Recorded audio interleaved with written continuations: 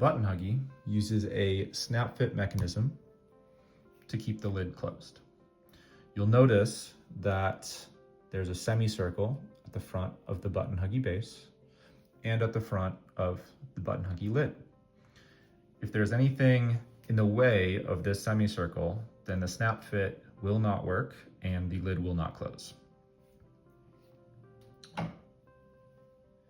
This is important to keep in mind when you go to cut a 2" by 2" gauze pad. So you'll see here that I've cut a gauze pad, but I've cut it a little bit too wide.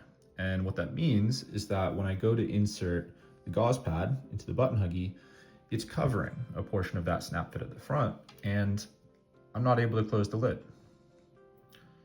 Instead, you want to make sure that you cut a gauze pad in a way where it will clear that snap fit at the front of the Button Huggie, like so.